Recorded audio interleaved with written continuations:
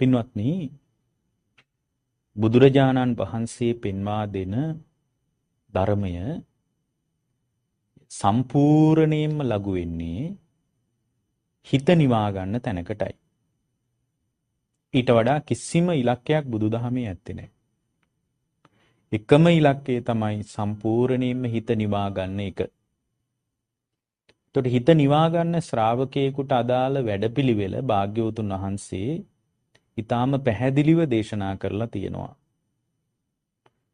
එතකොට උන්වහන්සේ පැහැදිලි කරන ධර්මය සම්පූර්ණයෙන්ම Tamanගේ ජීවිතය තුළ ගලප ශ්‍රවණය කළාට මදි. ඒ කියන්නේ ධර්ම ශ්‍රවණය තුලින් පින්වත්නි ශ්‍රාවකයාට ඇති වෙන්නේ සුතමය ඥානයක්. ඒ සුතමය ඥානයක් විතරක් තිබුණා කියලා බුද්ධ ශ්‍රාවකයෙකුට ප්‍රමාණවත් වෙන්නේ නැහැ. ඒ සුතමය ඥානයේ තියෙන ශ්‍රාවකයා ඒ ලබා ගන්න දැනුම තුල චින්තාමය ඥානයක් විදියට ඒක දියුණු කරගන්න. චින්තාමය ඥානයක් කියලා කියන්නේ ඒක Tamanගේ ජීවිතයෙන් ගලපන්න ඕන. ඒ කියන්නේ මේ කියන ධර්මයේ තම තමාගේ ස්වකීය ජීවිතයෙන් ගලපගෙන යනකොට තමයි මේ ඥානෙ ස්ථාවර වෙන්නේ. ඊට පස්සේ ඒක භාවනාමය වශයෙන් වැඩිමක් වශයෙන් Tamanගේ ජීවිතේ පුහුණු කරගන්න ඕන. අන්න එතකොට තමයි ධර්මයේ අග්‍ර ප්‍රතිලාභය ලබා ගන්න පුළුවන් වෙන්නේ. తాවකාලිකව දැන් මේ බණ ටික අහගෙන ඉන්නකොට යම් කෙනෙකුට తాවකාලිකව ධර්මයේ තුලින් යම් ආස්වාදයක් ඇති වෙලා ධර්මයේ තුලින් යම් නිවීමක් ඇති වෙන්න පුළුවන්. දැන් මේ බණ අහගෙන ඉන්න වෙලාවට රාගය නැහැනේ. ද්වේෂය නැහැ. මෝහය නැහැ. දැන් බණ අහන වෙලාවට රාග, දේශ, මෝහ මොකුත් ඔබට ඇති වෙන්නේ නැහැ. තණ්හාවක් නැහැ. රූප තණ්හා, සද්ද තණ්හා, ගන්ධ තණ්හා, රස තණ්හා ආදී මේ බාහිර ලෝකයේ ග්‍රහණය කරගන්න ආකෘතියේ තණ්හාවක් මේ වෙලාවේ ඔබට නැහැ. ඒ කියන්නේ తాවකාලිකව ඒකට කියන්නේ තදංග වශයෙන් යට වෙලා කියලායි. තදංග ප්‍රහාණයක් තියෙනවා. ඒ කියන්නේ తాවකාලිකව ප්‍රහාණය වෙලා. හැබැයි දැන් බණ ටික අහලා ඉවර වෙනකොටම ඒ తాවකාලික ප්‍රහාණය අවසන් වෙනවා. ඒතොර මේ తాවකාලික ප්‍රහාණය අවසන් වුණාට පස්සේ පින්වත්නි, ඒ ශ්‍රාවකයාගේ ජීවිතය තුළ ඒ తాවකාලික ප්‍රහාණයත් සමගම එයාගේ අභ්‍යන්තරය තුළ සම්පූර්ණයෙන්ම Tamanගේ ජීවිතේ නැවත නැවත ආයෙ කෙලෙස් ඇවිසි එන්න පටන් ගන්නවා. එතකොට తాවකාලිකව ප්‍රහාණය වෙච්ච ක්ලේශ ධර්මයන් සම්පූර්ණයෙන්ම මැඩ පැවැත්වීම මත එයාගේ අභ්‍යන්තර චිත්තසංතානය තුල අභ්‍යන්තර හෘද සාක්ෂිය තුල තමන්ගේ අභ්‍යන්තර චිත්තසංතානය තුලින් ගොඩනගා ගන්න ජීවන දර්ශනය තුල විස්කම්බන වශයෙන් පවතින ක්ලේශයන් පවතින්න පුළුවන්. එතකොට විස්කම්බන වශයෙන් පවතින ක්ලේශයන් කියලා කියන්නේ ඒක බොහෝ කාලයකට ඒ කෙලෙස් ඇති වෙන්නේ නැහැ. දැන් සමහර වෙලාවට ඒක ධ්‍යානයක් වගේ ආධ්‍යාත්මිකව හිතක් උපදවාගත්ත ශ්‍රාවකයාට ඒ ධ්‍යානසිතේ ආනුභාවයෙන් බොහෝ කාලයක් කෙලෙස් ඇති නොවන විදියට හිත සකස් වෙලා තියෙන්න පුළුවන්. ඒ කියන්නේ බොහෝ කාලයක් කෙලෙස් ධර්මයන් ඇති නොවන විදියට. සමහර අයගේ මුලා වෙනවත් දැන් මට කෙලෙස් ඇත්තෙම නෑ මම දැන් රහත් වෙලා වෙන්න ඇති කියලා. ඒකයි සමහර හාමුදුරුවෝ අවුරුදු 60ක් 65ක් එක දිගට ධර්මයේ පුහුණු කරපු අය ඉඳලා තියෙනවා. ඒ ධර්මයේ පුහුණු කරපු අයගේ ජීවිතේ ඒගොල්ලෝ මුලාවටපත් වෙලා ඉඳලා තියෙනවා මම දැන් රහත් වෙලා කියලා. නමුත් ඒ අයගේ ජීවිතේ එහෙම ආධ්‍යාත්මික ප්‍රවේශයක් තිබුණේ නැහැ. සෑහෙන කාලයකට අර හිත හුරු කරපු නිසා ඒ හුරු කරපු ආනුභාවයෙන් පුහුණු කරපු ආනුභාවයෙන් එයා හිතුවා මම දැන් අවබෝධයටපත් වුණා කියලා. අර ධානාසිතක තියෙන ප්‍රබලභාවය නිසා කෙලෙස් නැවත ඇති නොවන විදියට හිත හැදිලා තියෙනවා. ඊළඟ එක තමයි පින්වත්නි භාග්‍යවතුන් වහන්සේ මතක් කරනවා සම්පූර්ණයෙන්ම කෙලෙස් ප්‍රහාණය කිරීමක් ගැන. ඉතිරි නොවීම සම්පූර්ණ කෙලෙස් ප්‍රහාණය කිරීමක් ගැන. අන්න එතනට තමයි බුද්ධ ශ්‍රාවකයා හිත හදාගන්න අවශ්‍ය වෙන්නේ. දැන් අද මේ දේශනා කරන දේශනාව පින්වත්නි තියෙන සංයුක්ත නිකායේ. සංයුක්ත නිකායේ සලායතන වර්ගයේ තියෙනවා සලායතන සංයුක්තය කියලා කොටසක්. සලායතන සංයුක්තයේ තියෙනවා යවකලාපී සූත්‍රය කියලා සූත්‍රයක්. දැන් මේ යවකලාපී සූත්‍රයේ දවසක් හමාරක් කතා කරන්න ඕන දහම් කොටසක් තියෙන්නේ. නමුත් අපිට මේ ලැබෙන කාලයත් එක්ක අපි යම් අදහසක් මතු කරගන්න උත්සාහ කරනවා. මේ උත්සාහය යම් ශ්‍රාවකයෙකුට ජීවිත අවබෝධයේ පිණිස උපකාරයක් වෙයි. සත්‍ය අවබෝධයේ පිණිස යම් උපකාරයක් කරගන්න පුළුවන් අවශ්‍ය ශ්‍රාවකයෙකුට මේක හොයලා බලන්නත් පුළුවන්. විමර්ශනය කරලා බලන්න පුළුවන්. මේ යව කලාපී සූත්‍රයේ තියෙන යව මිටියක් සම්බන්ධව. කියන්නේ හතරමං හන්දියක යව වේලෙන්න දාලා තියනවලු. එතකොට මේ යව වේලෙන්න දාලා තිබ්බාම මිනිස්සු 6 දෙනෙක් ඇවිල්ලා මේ යව මිටිය තලනවලු. එතකොට 6 දෙනෙක් දඬු ගෙනල්ලා ඒ කියන්නේ තලන ලීයක් ගෙනල්ලා හොඳට තැලෙන්න මේ 6 දෙනාම එකතු වෙලා යව ටික තලනවා. එතකොට මේ යව ටික තැලුවට පස්සේ තවත් පස්සේ මිනිස්සෙක් කිනවලු. ඒ මිනිස්සේ ඇවිල්ලා ආයෙත් මුල ඉඳලා තලාගෙන යනවලු. මොකද බැරි වෙලා හරි කොතන හරි නොතැලුණු කොටසක් තිබ්බොත් එහෙම ඒ ටිකක් තලන්න ඕන කියලා 7 වෙනි එක ඇවිල්ලා ආයෙ තලාගෙන යනවා කියනවා. එතකොට මේ යව ටික හතරමං හන්දියක දාලා තියෙද්දි මේ ටික 7 දෙනෙක් විසින් තලනවා කියනවා. 6 දෙනෙක් තලාගෙන යනවා තලන ලීයක් අරගෙන එහෙමත් නැත්නම් දණ්ඩක් අරගෙන 7 වෙනි කෙනා ආයෙ තලන්න පටන් ගන්නවා. එතකොට මේ යන්තම් හරි එහෙම මෙහෙන් යව හැලිච්ච නැති තැනක් තියෙනවා නම් ඒ ටිකත් තැලිලා යනවා.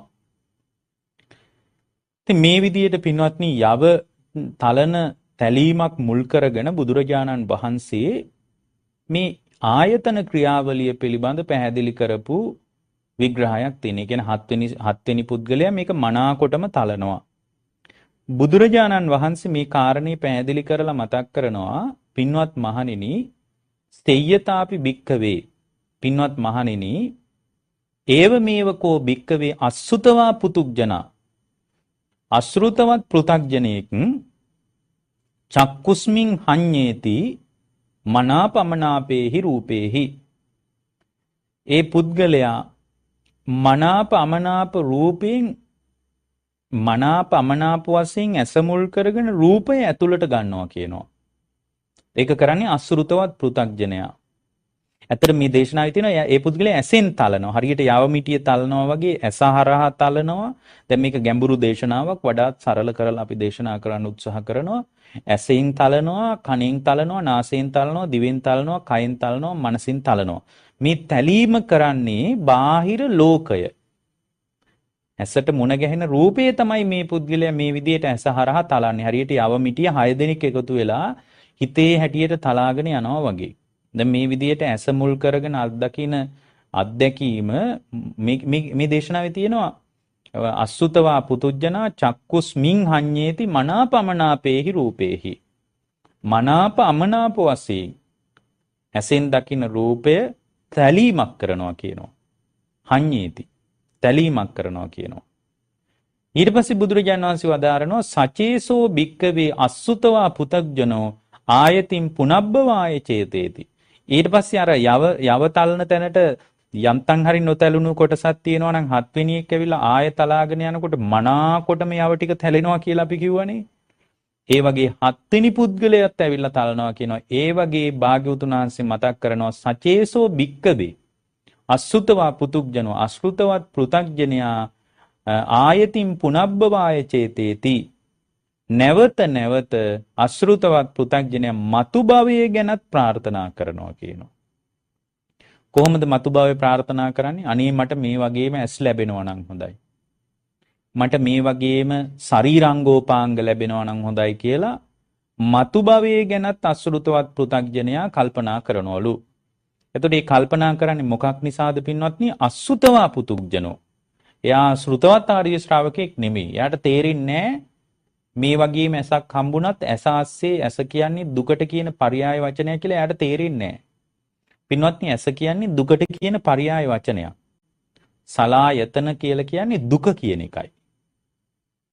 මොකද මේ ලෝකේ ඇස හරහා තමයි දුක අත්විඳින්නේ අපි. සලායතන කියන්නේ මේ කියන්නේ කාගේ කතාන්දරයේද? මේ කියන්නේ තම තමාගේ ස්වකීය කතාවයි මේ කියන්නේ. ඇස කන නාසය දිවකය මනස කියලා කියන්නේ දුකට කියන වචනයක්. සලායතන හට ගැනීම ආයතනවල පහළවීම කියලා කියන්නේ දුකේ පහළවීමයි. එතකොට ආයතනවල නිරෝධය කියලා කියන්නේ දුකේ නිරෝධයයි. ආයතන නිරුද්ධ කරන ප්‍රතිපදාව තමයි සම්මා දිට්ඨිය. සම්මා දිට්ඨියෙන් පටන් ගන්න ආර්ය ශ්‍රාංගික මාර්ගය.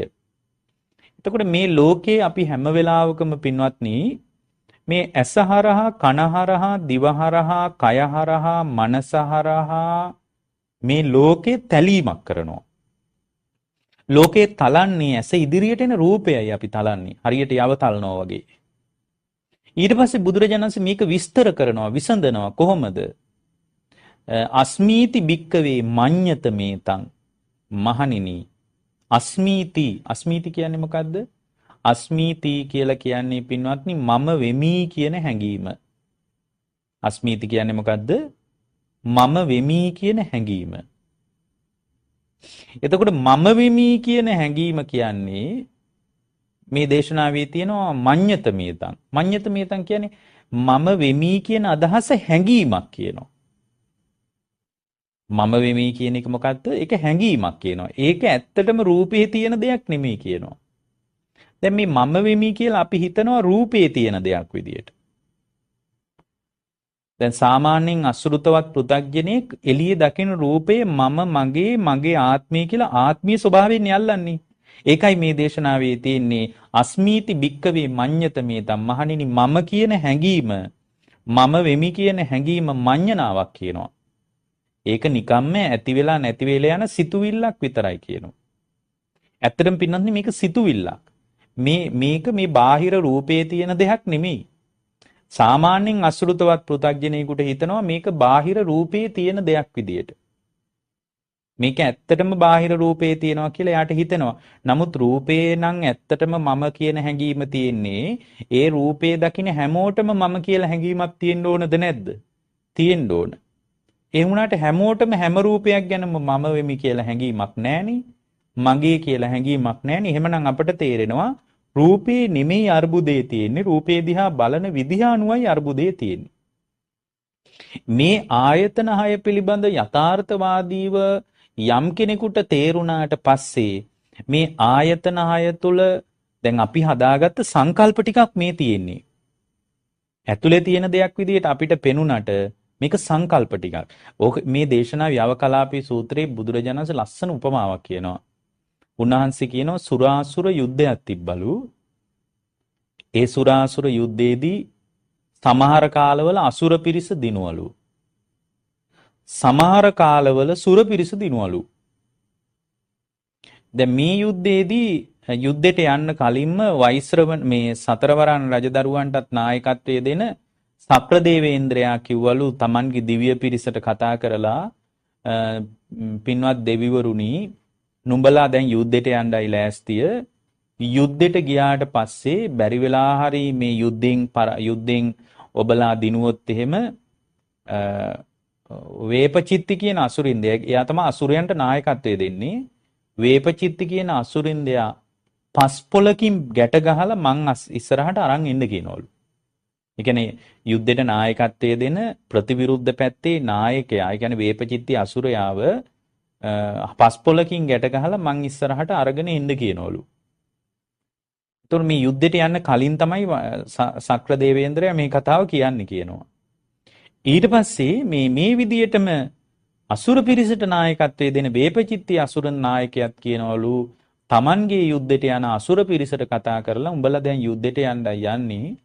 උඹලා ඔය යුද්ධෙන් දිනුවට පස්සේ ඔය මහා ලොකුවට කතා කරන සක්‍රදේවේන්ද්‍රයා පස්පොලකින් ගැට ගහලා මං ඉස්සරහට අරන් වරෙල්ලා. මං ඉස්සරහට අරගෙන වරෙල්ලා. එතකොට මං ඊට පස්සේ කරන්න ඕන දේ මං බලා ගන්නම් කියලා අසුර නායකයාත් කිව්වලු වේපචිත්ති අසුරින්දයා. දැන් මේ අය යුද්ධයට ගියාලු. යුද්ධයට ගියාම අසුර පිරිස පෙරදුනාලු, සුර පිරිස දිනුවලු. ඊට පස්සේ මේ සුර පිරිසේ නායකයා වෙච්ච සක්‍රදේවේන්ද්‍රයා කිව්වනේ පස්පොලකින් ගැට ගහලා ඔය වේපචිත්ති කියන අසුරින්දයාව අරන් එන්න කියලා. දැන් වේපචිත්ති අසුරයාව අරගෙන එනකොට දැන් වේපචිත්ති අසුරයාව දැන් අරගෙන එනවා. අරගෙන එනකොට දැන් පස්පොලකින් බන්ධනයක් පස්පොලකින් ගැට ගහලා තියෙන්නේ. බැරි වෙලා හරි මේ බුදුරජාණන් වහන්සේ වදාරනවා මහණෙනි මේ බන්ධනේ කොච්චර සියුම්ද කියනවා නම් මොනතරම් මේ බන්ධනේ සියුම්ද කියනවා නම් මහණෙනි යම් වෙලාවක වේපචිත්ති අසුරින්දයාට හිතුනොත් නෑ නෑ අපි වැරදි. අපි අසත්පුරුෂයි. අපි මේ දෙවිවරුත් එක්ක පැටළුනේ එක හරි නෑ. අපේ අතේ තමයි වරද තියෙන්නේ කියලා යන්තම් හරි අර වේපචිත්ති අසුරයාට අදහසක් ආවොත් මේ ගැට ටික ලිහෙනවලු. ඒ ගැට ටික ලිහිලා කෙලින්ම සුර භවනීදී සියලු සැප සම්පත් සහිතව සුර දේවේන්ද්‍රයෙක් විදියට පෙනී ඉන්නවලු. ඒකෙන් දැන් මේක බුදුරජාණන් වහන්සේ වදාරන්නේ මේක ඔබට කොච්චර තේරෙනවද දන්නේ හැඟීමකින් මේ ගැටේ ලියන්න පුළුවන් කියනවා. ඒ කියන්නේ සිතුවිල්ලක් හදාගත්තොත් දැන් අපි නම් මොකක් හරි ගැට ගහලා තිබ්බොත් සිතුවිල්ලක් හදලා සිතුවිල්ලකින් අපිට ඒ ගැටේ ලියන්න බෑනේ. අපි එතනට ගිහින් ඒ ගැටේ බුරුල් කරලා ලියන්න එපාය. මේ බන්ධනේ බැඳීම කොච්චර සියුම්ද කියනවා නම් සිතුවිල්ලකින් පුළුවන්ලු මේ ගැටේ ලියන්න. සිතුවිල්ලක් ඇති කරගන්න විතරයි තියෙන්නේ කියනවා. එච්චරට සියුම් කියනවා මේ ගැටේ. බුදුරජාණන් වහන්සේ වදාරනවා පින්වත් මහණෙනි ඒ ගැටේ කොච්චර සියුම්ද සිතුවිල්ලකින් ලියන්න පුළුවන් නම් ඒ බඳු ගැටයක් කොච්චර සියුම්ද මහණෙනි ඊටත් වඩා සියුම් බන්ධනයක් කියනවා මේ මාර බන්ධනේ. ඊටත් වඩා සියුම් බැඳීමක් කියනවා මේ පුද්ගලයා තුළ ඇතිවෙන මාර බැම්ම. මොකද්ද මේ මාර බැම්ම? ඔන්න ඊළඟට භාග්‍යවතුන් වහන්සේ වදාරනවා. මොකක්ද මේ මාර බැම්ම? ඒ මාර බැම්ම තමයි පින්වත්නි අස්මීති භික්කවේ මඤ්ඤත මේතං මම වෙමි කියන මාර බැම්ම ඊට වඩා භයානකයි කියනවා. දැන් හැම වෙලාවකම මම වෙමි කියන හැඟීමක් අසෘතවත් පෘථග්ජනෙකගේ හිතේ පවතිනවා පින්වත්නි. හැම වෙලාවකම මම වෙමි කියලා හිතනවා. දැන් උදාහරණයක් විදිහට ගන්න ඇසින් ගන්න මේ කාරණේ. ඇසයි රූපයයි දෙක එකතු වීම නිසා චක්කු විඥානය කියලා එකක් පහළ වෙනවා. මේ තුන පහළ වෙනකොට අසෘතවත් පෘථග්ජනෙක් එක්ක රූපේ පැත්තෙන් හිට ගන්නවා. මටනි ওই රූපේ අයිති කියලා රූපේ පැත්තේ හිට ගන්නවා. එක්කෝ ඇස පැත්තේ හිට ගන්නවා මටනි ඔය පේන්නේ කියලා. එක්කෝ එයා හිත පැත්තෙන් හිට ගන්නවා මට තමයි හිතෙන්නේ කියලා. දැන් බලන්න ඔය ආයතන 6 හරහාම ඔය තුන් තැනින් එක තැනක අපි හැම වෙලාවකම නවතිනවා. ඒ නවතින්නේ මම වෙමි කියන හැඟීම තියෙන නිසා. ඒ නැවතිලා නිකම්ම නවතිනවා නම් පින්වත්නි ඒත් කමන්නේ. නැවතුණා කියන්නේම ඇස කන නාසය දිවකය මනස කියන ආයතන 6 මුල් කරගෙන ඒ ආයතන 6න් තුලින් ආයතන 6 තුලින් අත්දකින අත්දැකීම් ලෝකයේ තුල එක්ක රාගය හදනවා එක්ක ද්වේෂය හදනවා එක්ක මෝහය හදනවා. එතකොට දැන් මේකේ මේ ආයතන ක්‍රියාවලිය තුල තණ්හාව හදනවා. එතකොට මේ තණ්හාව හදනකොට ඒ එක්ක ඇසින් ඇසේ මුල් කරගෙන රූප තණ්හා හදා ගන්නවා. කන මුල් කරගෙන එක්ක ශබ්ද තණ්හා හදා ගන්නවා. නාසය මුල් කරගෙන ගන්ධ තණ්හා හදා ගන්නවා. දිව මුල් කරගෙන රස තණ්හා හදා ගන්නවා. පින්වත්නි මේ ඔක්කොම වෙන්නේ මේක මඤ්ඤණාවක් හැඟීමක් කියලා අපිට තේරුම් ගන්න බැරි වෙච්ච නිසා. මේ අපේ හිතේ ඇතිවෙන හැඟීමක්. ඒකනේ වාරේ හන්දියක හිටගෙන ඉන්නවා කියලා ලස්සන ගෑනු ළමයෙක්. ඒතකොට ලස්සන ගෑනු ළමයෙක් ඉන්න ඔතන තව ගෑනු කෙනෙකුත් ඉන්නවා. ඔන්න එක්කනයි. තව ඔතන ඉන්නවා ටිකක් ඔළුව අවුල් වෙච්ච මිනිස්සෙකුත් ඉන්නවා. ටිකක් පොඩ්ඩක් අර දෙයක් දැනුමක් තේරුමක් නැති මිනිස්සෙක්. දෙයක් කිව්වට දැක්කට තේරෙන්නේ නැති මිනිහෙකුත් ඔතන ඉන්නවා. දෙන්නයි. ඔතන ඉන්නවා හොඳ කඩවසන් තරුණියෙක්. ටිකක් තරුණියක් දැක්කහම තරුණියක් බලාපොරොත්තු වෙන කොල්ලෙකුත් ඔතන ඉන්නවා. 3යි. ඔතන ඉන්නවා භාවනා කරන කෙනෙකුත්. 4යි. ඔතන ඉන්නවා රහතන් වහන්සේ කෙනෙකුත්. අපි එහෙම උපකල්පනයක් කරගමු. දැන් මේ කාන්තාව ආසන්නයේ කීප දෙනෙක් ඉන්නවා. දැන් මේ ලස්සන කාන්තාව හරිම හොඳට ඇඳලා පිළිවෙලයි, කොණ්ඩෙත් හොඳයි, හමත් හොඳයි, ඇඟත් හොඳයි, ඔක්කොම හොඳයි මේ ගෑනු කෙනාගේ. මේ කාන්තාව ගැන අර තරුණයා දකිනකොට ඒ තරුණයාට පින්වත්නි කොහොමද පේන්නේ? කොහොමද පේනව ඇත්තේ? ඒ තරුණයාට පේන්නේ ශාමයා හරි ලස්සනයි. මෙයාගේ කොණ්ඩේ ලස්සනයි. මෙයාගේ හම ලස්සනයි. මෙයාගේ ඇඟ ලස්සනයි. මෙයාගේ ඇඳුම ලස්සනයි. මිච්ඡර ලස්සන කෙනෙක් මට ලැබෙනවා නම් අන්න බලන්න. ඒ තරුණයාට පෙනුනේ රාගයට බර විදිහටයි. ඒ තරුණයාට පෙනුනේ රාගයට බර විදිහටයි. එතකොට මේ තරුණයා දැක්කේ රාගයට බර විදිහටයි.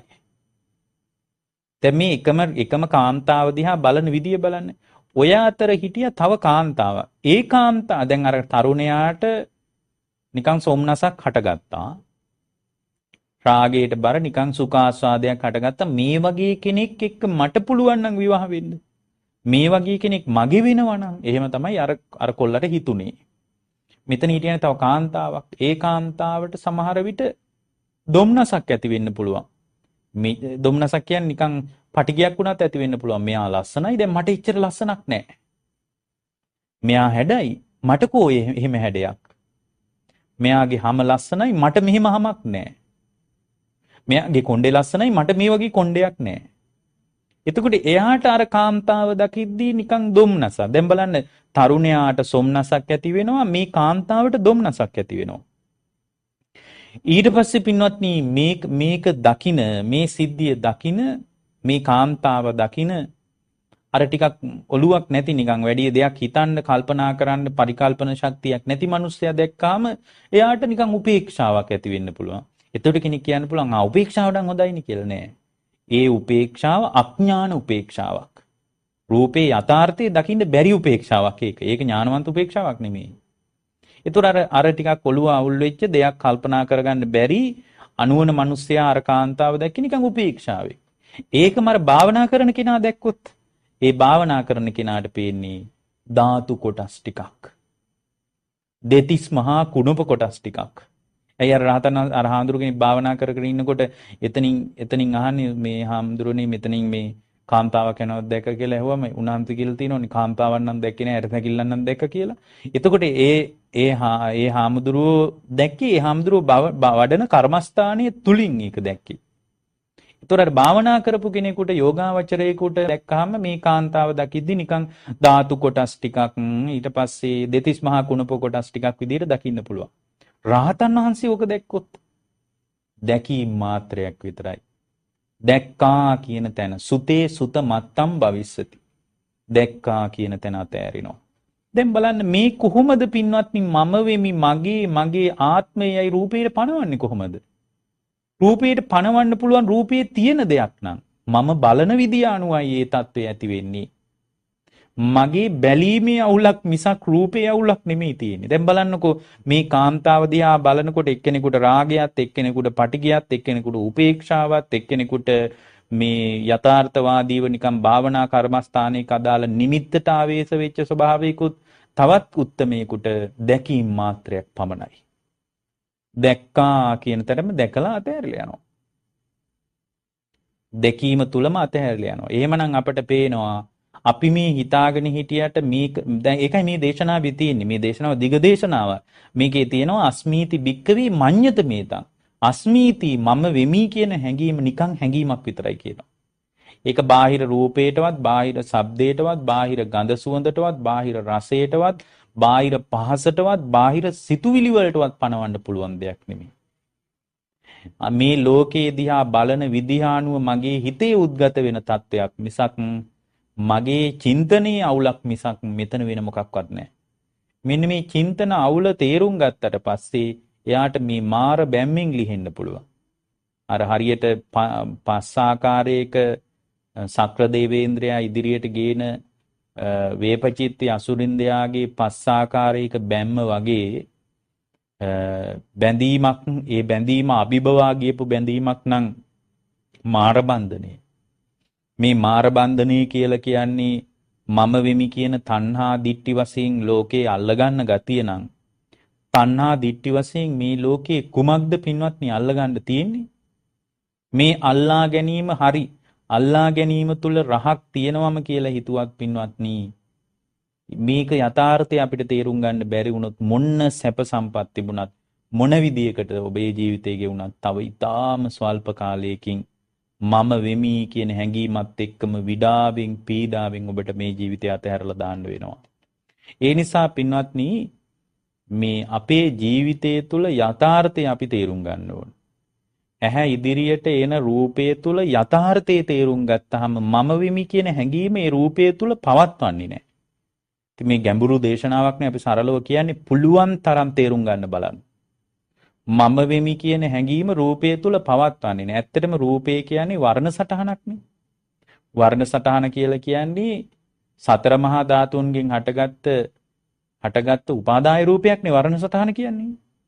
එතකොට වර්ණ සටහන කියන්නේ වර්ණ සටහන ගෝචර වෙන්නේ ප්‍රසාද චක්කුසයට. එතකොට චක්කු ප්‍රසාදයේ තුල වර්ණ සටහන පතිත වෙනවා. චක්කු ප්‍රසාදයේ තුල වර්ණ සටහන පතිත වෙනකොට පින්වත්නි මේ තුල මම වෙමි කියලා හැඟීමක් මම පවත්වනවා. යම් වෙලාවක මම වෙමි කියන හැඟීම පවත්වන්න නැතුව ස්පර්ශ ප්‍රත්‍යයෙන් දැනීමක් ඇති වුණා. ස්පර්ශය නිරුද්ධ වෙනකොට මේ දැනීම නිරුද්ධයි. එතනම නිරුද්ධයිනේ. පින්වත්නි හිත ඒ පැත්තට අවධානය ගියොත්නේ දැනීම ඇති වෙන්නේ. මේ වෙලාවේ ඔබේ කකුල තියනවද කියලා ඔබට දැනෙන්නේ නැහැ. දැන් කකුල කියනකොට කකුල පැත්තට ඔබේ අවධානය යනවා. කයයි පහසයි කයයි පහසයි කෙරෙහි පින්වත්නි Tamanගේ මනසත් Tamanගේ හිතත් ඒ පැත්තට යොමු වුණාම තමයි කකුලක් තියනවා කියලා හරි දැන් දන්නේ. දැන් මේ බණ අහගෙන ඉද්දි කකුලක් තියනවද කියලා අපි දන්නෙත් නෑනේ. එතකොට ඔබ තේරුම් ගන්න එක දෙයක් මේ ලෝකේ ඇස් තිබ්බට රූප තිබ්බට කන් තිබ්බට ශබ්ද තිබ්බට නහය තිබ්බට ගඳ තිබ්බට දිව තිබ්බට රස තිබ්බට මේ කිසිම දැනීම් මාත්‍රයක් ඇති වෙන්නේ නැහැ. හිත ඒ පැත්තට බර වෙන්න ඕන.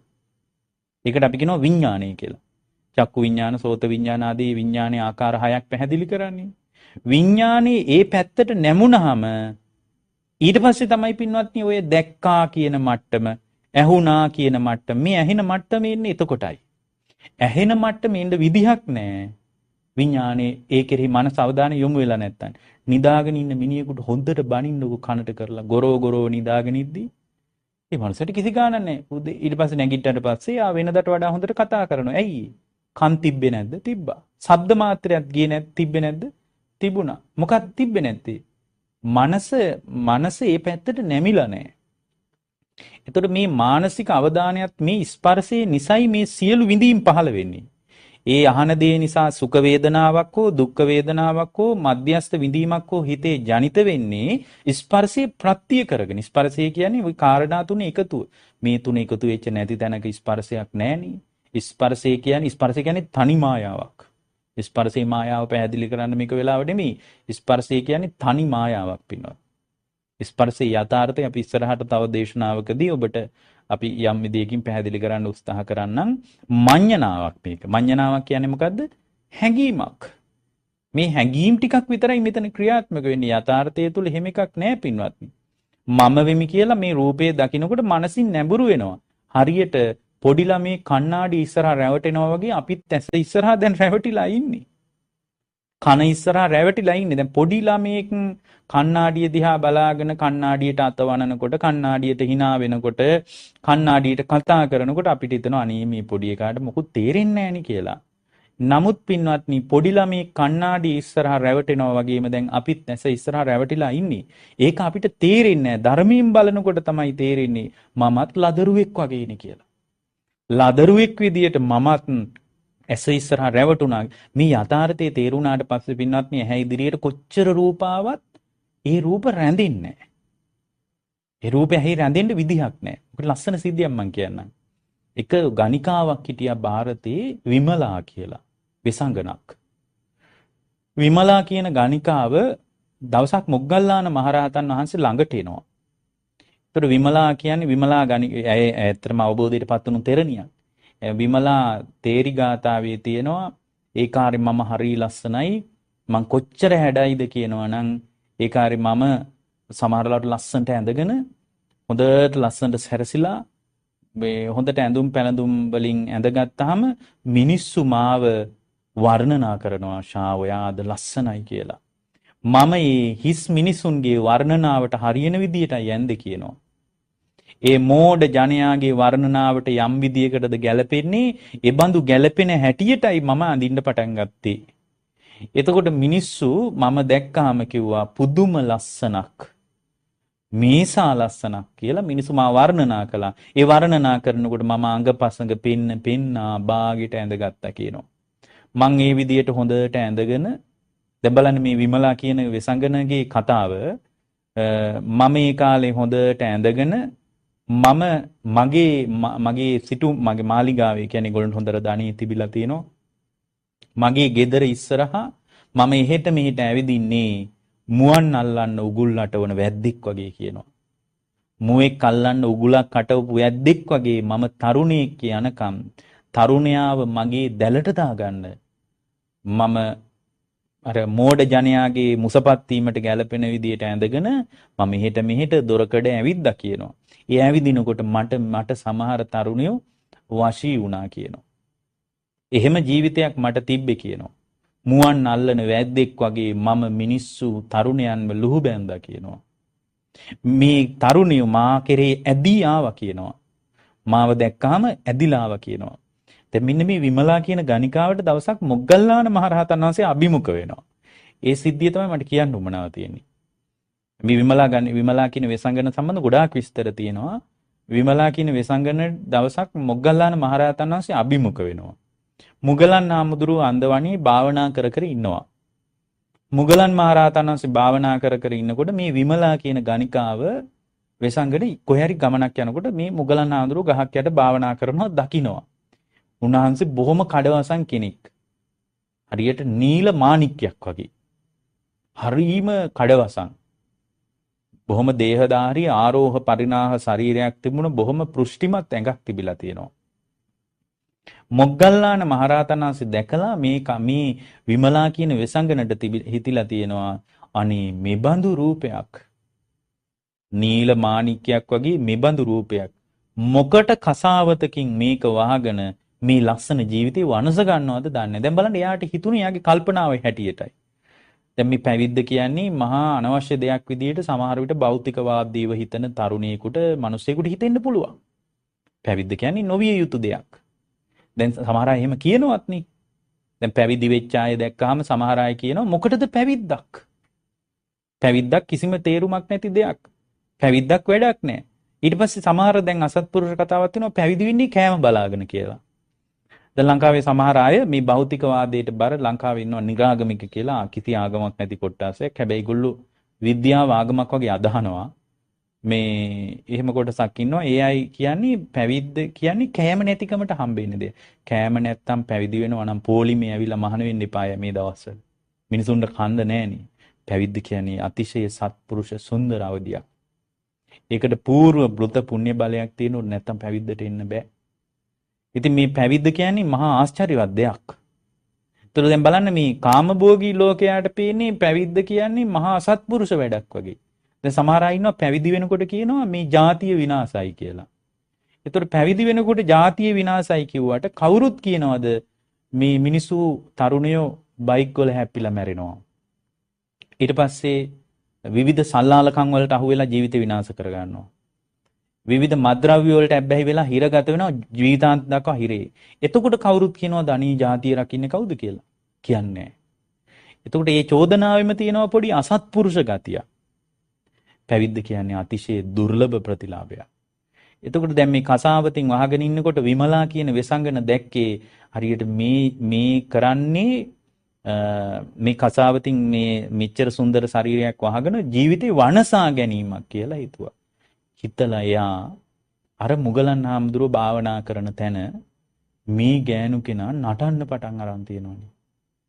මෙයා නටනවා, අප්පුඩි ගහනවා. ඊට පස්සේ යාගේ පාසටහන් වල තියෙන විවිධාකාර ශරීර ආයත්තම් සොලවනවා. ඊට පස්සේ අත්වල තියෙන වලලු එකින් එක ඝෂ්ඨනය කරනවා. මේ විදියට විවිධ ශබ්ද කරමින් ලස්සනට සින්දු කී නටන්න පටන් ගත්තා. මෙයාට හිතුනේ මේ වගේ මුනිවරයෙක් වසඟයට ගන්නවා කියන්නේ හපංකමක් නෙමෙයි මහා ලොකු දෙයක් නෙමෙයි ඒක මට ඉක්මනට කරන්න පුළුවන්. මොකද මෙයාගේ තේරිගාතාවේ තියෙනවා හරි ලස්සන සිද්ධියක්. ඊට පස්සේ දැන් මෙයා නටද්දී නටනකොට මොග්ගල්ලාන මහරහතන් වහන්සේ එමීට නෙත් දෙක විවෘත කරා. දැස් ඇරියා. අරිනකොට මේ කාන්තාවට මගේ වැඩේ දැන් හරි. දැන් මේ ශ්‍රමණයා මට ආහු වුණා. S2 ඇරලා උන්වහන්සේ අහලා තිනෝ නැගණිය මොකද මෙතන මේ දඟලන්නේ ඇයි කියලා අහලා තියෙනවා. එතකොට මේ කාන්තාව තවත් ලස්සනට නටලා තියෙනවා. ඇය හිතුවේ මේ ඇස් ඇරියේ ඇය කෙරෙහි නිකන් මොකක් හරි කුල්මත් වෙච්ච අදහසකින්, මුසපත් වෙච්ච අදහසකින් කියලා ඇය හිතන්න ඇති. එතකොට මොග්ගල්ලාන මහරහතන්ස් දැනගත්ත මේ කාන්තාවගේ මොකක්ද අරමුණ කියලා. උන්වහන්සේ කියනවා ඔබ ඔය කරන්නේ හරියට නෙළුම් කොළයකට වතුර දානවා වගේ කියනවා. ඇයි නෙළුම් කොළයකට වතුර දැම්මම පින්වත්නි රැඳෙන්නේ නැහැ. ඇසහරහා යම් දෙයක් දැක්කම අවබෝධයටපත් වුණු මුනිවරයා තුල ඒ ඔස්සේ රාගය කියලා එකක් හිතේ හිටින්නේ නැහැ පින්වත්නි. මේ ඇසහරහා මේ ආයතන හය හරහා තමයි රාග ద్వේෂ මොහ මෝරන්නේ. එතකොට මේ ජීවිතයේ යථාර්ථය අවබෝධ කරගත්ත කෙනාට, පරමාර්ථය දැකපු කෙනාට, ලෝකේ පරම සත්‍ය තේරුම් ගත්ත කෙනාගේ ජීවිතය තුළ ඇසහරහා, කනහරහා, නාසයහරහා, දිවහරහා, කයහරහා, මනසහරහා මේ රාගේ හිටින්නේ නැහැ පින්වත්නි. ද්වේෂය හිටින්නේ නැහැ පින්වත්නි. මෝහය හිටින්නේ නැහැ මේ ජීවිතය තුළ. එතකොට රාග ද්වේෂ මෝහ වල හිටින්න තියෙන අවස්ථාව හරිම අඩුයි. මේ කතාව දැනගෙන, මේ කතාව තේරුම් අරගෙන මේ භාග්‍යවතුන් වහන්සේගේ බුද්ධ ශාසනයේ දායාද වෙච්ච මොග්ගල්ලාන මහරහතන් වහන්සේ කියනවා ඔබ ඔය කරන වැඩේ හරියට නෙළුම් කොළයකට වතුර දැම්මා වගේ කියලා. එහෙම කියද්දී පින්වත්නි මොග්ගල්ලාන මහරහතන් වහන්සේට ඒ කාන්තාව පැහැදිලි කරනවා, ඇය සිහි කරනවා, ඇයගේ ජීවිතය තුළ උන්වහන්සේ වදාරනවා ඇයගේ ජීවිතයේ ධර්මයේ රෝපණය වීම පිණිස, ධර්මයේ පිළිසරණ පිණිස, ධර්මයේ යහපත පිණිස ඇය මතු කරන කාරණේ ඊටාම වැදගත් කාරණයක්. ඇයගේ ජීවිතය තුලින් මතුවන කාරණේ වැදගත්. මේ මොග්ගල්ලාන මහරහතන් වහන්සේ පැහැදිලි කරද්දී ඇයගේ ජීවිතය තුල යම් විශාල විපර්යාසයක්, විශාල වෙනසක් සිද්ධ වෙලා තියෙනවා. ඒ වෙනස තමයි පින්වත්නි ඇයට තේරුණා මේ සියලු මිනිසුන්ගේ චින්තනය එක වගේ නෑ කියලා. සියලු මිනිස්සු හිතන්නේ එක විදියට නෙමෙයි කියලා ඇයට තේරුණා. ඇය කියනවා මොග්ගල්ලාන මහරහතන් වහන්සේට, ශ්‍රමණයන් වහන්සේ හරියට ඔබ වහන්සේ ඔය කියන කතාව මට කවුරුත් ඔය වගේ එකක් කියලා නෑ. ඒ බඳු කතාවක් මට කිසි කෙනෙක් කියලා නෑ.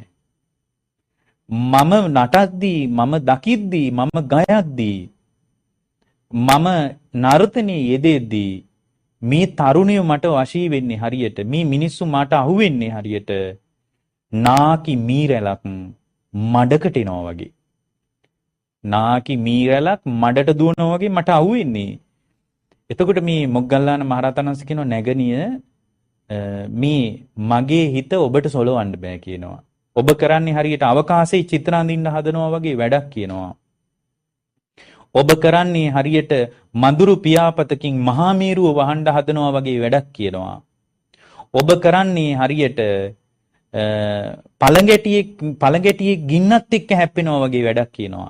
පළඟැටියා නැසෙනවා මිසක් ගින්නට හානියක් වෙන්නේ නැහැ කියනවා. දැන් මේ කතාව ඇස්සේ දැන් මේ කතාව අහනකොට අර විමලා කියන වෙසංගන ධර්මයට අන්තිමට රහත් වුණා. විමලා කියන වෙසංගන, විමලා ඒ රහත් උත්තමාවිය. එතකොට ඒ එවැනි අනාචාරයේ කාන්තාවකට පවා පිළිසරණක් තියෙන බුද්ධ ශාසනයක් අපි ඉස්සරහා තියෙන්නේ. ඒක ගැන අපි සතුටු වෙන්න ඕන පින්වත්නි. දැන් මම මේක කියන්න උත්සාහ කළේ මේකට ඊට වඩා ගැඹුරු කාරණයක්. ඒ තමයි මේ ඇස කන නාසය දිවකය මනස කියන ආයතනික ක්‍රියාවලිය තුල දැකීම මාත්‍රයෙන් අතහැරලා දාන්න පුළුවන් හිතක් නම් තියෙන්නේ අපිට. ඇසීම් මාත්‍රයෙන් අතහරින්න පුළුවන් හිතක් නම් තියෙන්නේ. දැනීම් මාත්‍රයෙන් අතහරින්න පුළුවන් හිතක් නම් අපිට තියෙන්නේ. සිතීම් මාත්‍රයෙන් අතහරින්න පුළුවන් හිතක් නම් අපිට තියෙන්නේ. පින්වත්නි, එතන රාගේ හිටින්න ඉඩක් නැහැ. ද්වේෂේ හිටින්න ඉඩක් නැහැ. මෝහයට හිටින්න ඉඩක් නැහැ. ඒකයි භාග්‍යවතුන් වහන්සේ වදාලේ අස්මීති භික්කවේ මඤ්ඤත මේ මම වෙමි කියන එක හැඟීමක් විදිහටම තේරුම් ගන්න.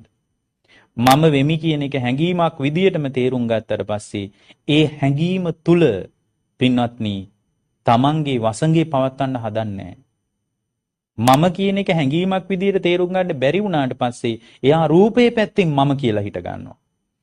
ඇහැට පේන රූපේ පැත්තෙන් අනේ මගේ දරුවනේ, මගේ ගෙදරනේ, මගේ කාර් එකනේ, මගේ රත්තරන් බඩුනේ, මේ විදිහට මගේ කියන අදහස ඇතුව පේන රූපේ පැත්තේ යාගේ විඥානේ පිහිටව ගන්නවා. ඒ විඥානේ පිහිටන්නේ රූපේ පැත්තේ. බැරි වෙලා හරි රූපේ පැත්තේ පිහිටියේ නැත්නම් ඇස පැත්තේ පිහිටනවා. මටනේ පේන්නේ, මමනේ දැක්කේ කියලා ඇහැ පැත්තේ පිහිටව ගන්නවා. එහෙමත් නැත්නම් හිත පැත්තේ අර විඥානයේ පැත්තෙම පිටව ගන්නවා.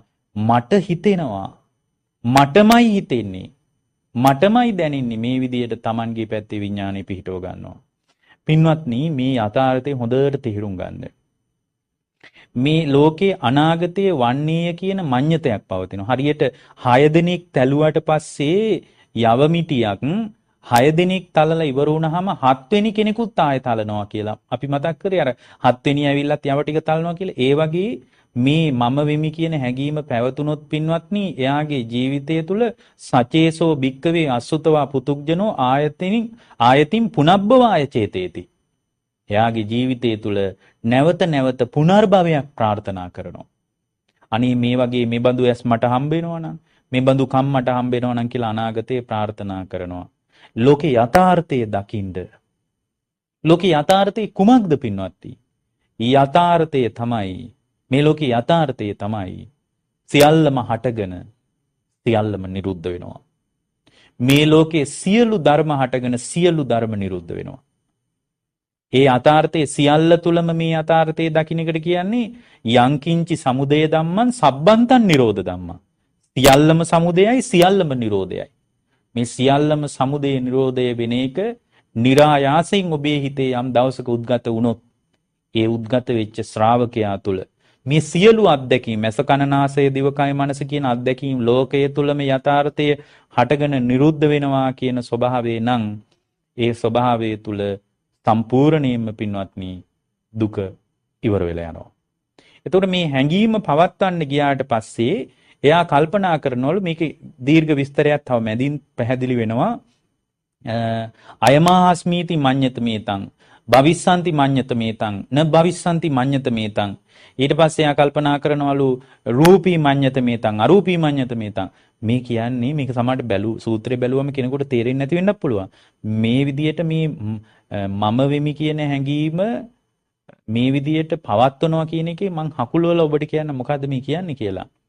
මේ දේශනාවේ තියෙන්නේ කාම ලෝකයේ ගියත් රූප ලෝකයේ ගියත් අරූප ලෝකයේ ගියත් පින්වත්නි මම වෙමි කියන මඤ්ඤණාවෙන් නිදහස් නැහැ කියන එක.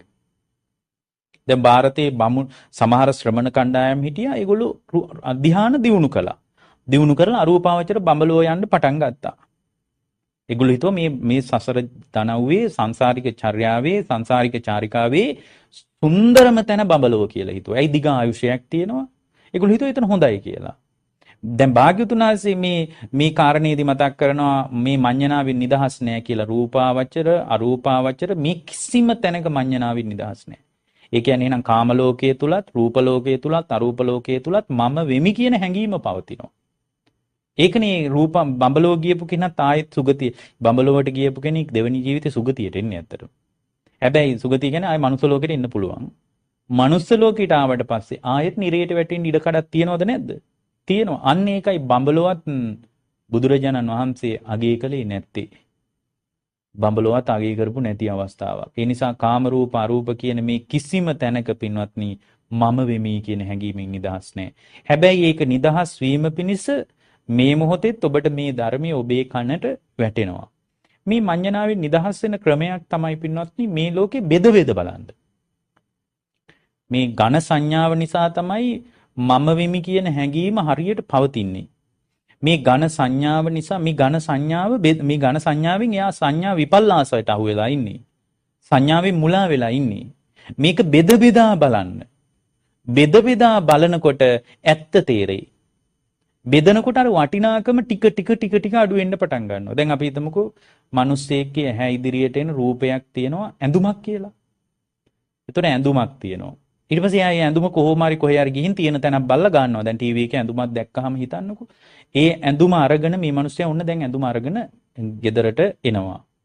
ඊට පස්සේ මේක හොඳට සුවඳ කරනවා, අඳිනවා, බලනවා, කණ්ණාඩි ඉස්සරහට යනවා, හැඩ බලනවා, තව අයගෙන් අහනවා. ඊට පස්සේ ෆොටෝ ගහනවා. අද නම් ඕන්නම් සමාජ මාධ්‍යයට දානවා.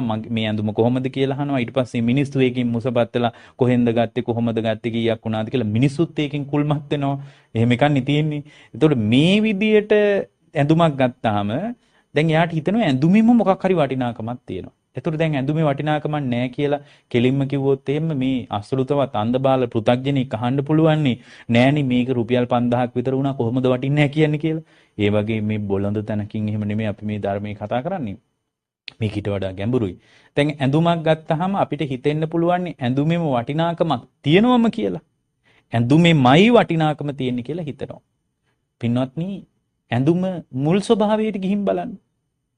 දැන් අපි හිතමු කමිසයක් කියලා. එතකොට මේ කමිසේ මුල් ස්වභාවය මොකද්ද? ෂර්ට් එකක මුල් ස්වභාවය රෙද්දක්. ඒ රෙද්දෙත් මුල් ස්වභාවයට ගිහින් බලන්න. නූල් ටිකක්. නූල් ටිකෙත් මුල් ස්වභාවයට ගිහින් බලන්න. කෙඳි ටිකක්. කෙඳි ටිකෙත් මුල් ස්වභාවයට ගිහින් බලන්න. කෙඳි ටිකේ මුල් ස්වභාවය මොකද්ද?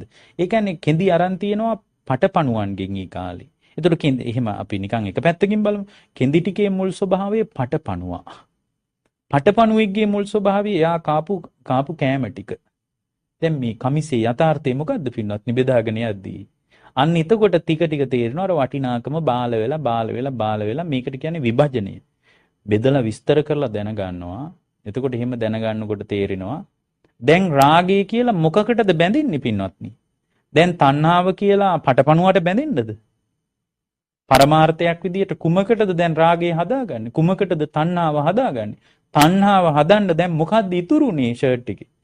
මේ විදියට ඊටාම ගැඹුරින් විමසා බලනකොට තේරෙනවා යථාර්ථය මම හිතාගෙන ඉන්න ලෝකේ නෙමෙයි. මං හිතාගෙන ඉන්න යථාර්ථය නෙමෙයි. අවිද්‍යාවෙන් මට යථාර්ථය වැහුණා කියලා යම් දවසක තේරුනොත් ඒ තේරීම තුලම සම්මාදිටියට එන්න පුළුවන්. ඒ නිසා අපි මේ ඊටාම කෙටියෙන් යවකලාපීය සූත්‍රය ඇසුරු කරගෙන ඊටාම සරලව දහම් කොටාසයක් පැහැදිලි කළේ. ඔබ හැම දිනාටම ජීවිත අවබෝධය පිණිස මේ දේශනාව උපකාර වේවා.